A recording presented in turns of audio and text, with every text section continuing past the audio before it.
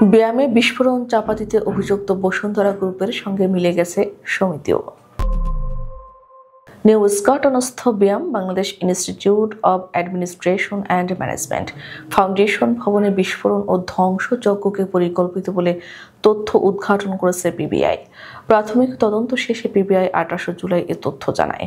পিবিআইয়ের তথ্যে বলা হয়, এটি পূর্ব পরিকল্পিত অগ্নিসংযোগ। মূল উদ্দেশ্য ছিল বিশেষ প্রশাসন কল্যাণ সমবায় সমিতির নথিপত্র পুড়িয়ে দেওয়া।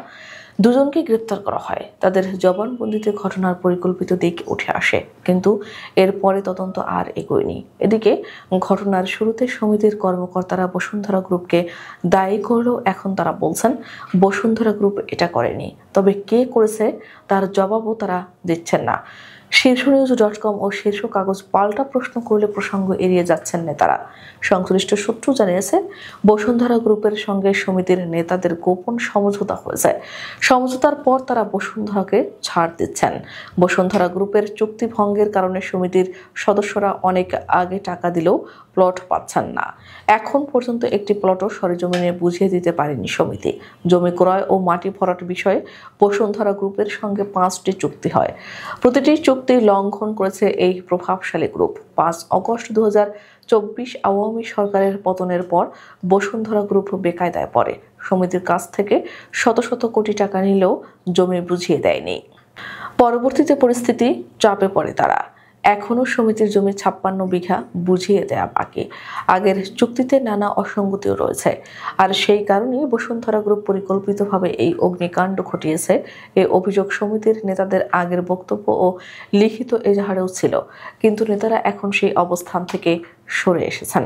উল্লেখ্য, 27 ফেব্রুয়ারি রাতে স্কটনের ব্যায়াম ভবনে বড় বিস্ফোরণ হয়। এতে 2 জন নিহত হন। তাৎক্ষণিকভাবে এটিকে এসির বিস্ফোরণ বলে চালিয়ে দেওয়ার চেষ্টা হয়েছিল।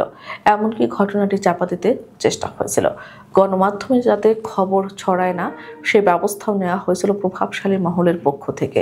ফায়ার সার্ভিস এবং থানা পুলিশকেও ম্যানেজ করা হয়েছিল। 27 ফেব্রুয়ারি রাত 2:30টায় ভবনের 5ম তলায় বিস্ফোরণ হয় এবং অগ্নিকাণ্ড ঘটে। এই ফ্লোরে ছিল বিশেষ প্রশাসন কল্যাণ সমিতির অফিস। বিস্ফোরণ ও আগুনে ফ্লোরের প্রায় সব কক্ষ ক্ষতিগ্রস্ত হয়। কয়েকটি কক্ষ পুরোপুরি বিধ্বস্ত হয়। প্রয়োজনীয় কাগজপত্র, দলিলপত্র, ব্যাংক নথি, চুক্তিপত্র, আসবাব সবই পুড়ে যায়। ওই ফ্লোরে থাকা 2 জন কর্মচারীর একজন ঘটনাস্থলে মারা যান, অন্যজন হাসপাতালে মারা যান। রহস্যজনকভাবে শুরু থেকেই ফায়ার সার্ভিস ও পুলিশ এত বড় ঘটনাকে এসির বিস্ফোরণ বলে চালিয়ে দেওয়ার চেষ্টা করে, যদিও নাশকতার যথেষ্ট আলামত ছিল। সিসিটিভি ফুটেজেই বড় প্রমাণ ছিল। তারপরও এটিকে সাধারণ দুর্ঘটনা বলতে চেষ্টা হয়েছিল।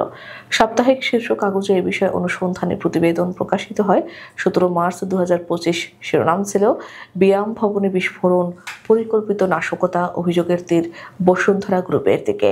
মাস্ক, গ্লাভস পরা যুবক এখনও গ্রেপ্তার হয়নি। 28 জুলাই রাজধানীর কল্যাণপুরের সংবাদ সম্মেলনে পিবিআই এর বিশেষ পুলিশ সুপার আব্দুর রহমান জানান, ঘটনার পেছনে ছিলেন ব্যায়াম ফাউন্ডেশনের প্রশাসনিক কর্মকর্তা এস.এম. জাহেদুল ইসলাম। তিনি টাকার বিনিময়ে নথিপত্র পুড়িয়ে দেওয়ার পরিকল্পনা করেন। এ কাজে তিনি ভাড়া করেন আশরাফুল ইসলামকে। 2 জনের মধ্যে 10 থেকে 12 লাখ টাকার চুক্তি হয়। পরিকল্পনা অনুযায়ী আশরাফুল সিসিটিভি বন্ধ করে দেন এবং অফিস সহায়ক আব্দুল মালেক ও গাড়ি চালক ফারুক গিয়ে আগুন ধরিয়ে দেন। আগুন লাগার পরপরই বিস্ফোরণ ঘটে। ঘটনাস্থলেই মারা যান মালেক, পরে হাসপাতালে মারা যান ফারুক। এখন প্রশ্ন, সমিতির কর্মকাণ্ডের সঙ্গে জাহেদুল ইসলামের সম্পর্ক নেই। ব্যায়াম এবং সমিতি আলাদা প্রতিষ্ঠান। তাহলে তিনি কেন টাকা ব্যয় করে নথি পোড়ানোর পরিকল্পনা করলেন? এ প্রশ্নের জবাব পাওয়া যায়নি। পিবিআই কর্মকর্তারাও এ বিষয়ে মুখ খুলছেন না। অদৃশ্য ইশারায় তদন্তও থেমে গেছে। সংশ্লিষ্টরা বলছেন জাহিদুলকে ভাড়া করেছে অন্য কেউ। এ ব্যাপারে একমাত্র নাম আসছে বসুন্ধরা গ্রুপের। সমিতির নেতাদের আগের বক্তব্যও তা ছিল।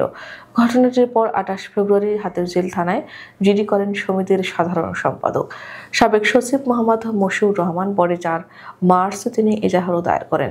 সেখানে পরিকল্পিত নাশকতার কথা উল্লেখ করে নাম উল্লেখ না করে বসুন্ধরা গ্রুপকেই দায়ী করেন। সমিতির সভাপতি সাবেক সচিব এ.বি.এম. আব্দুস সাত্তারও লিখিত বিবৃতিতে একই অভিযোগ করেন, কিন্তু এখন নেতারা সেই অবস্থানে নেই।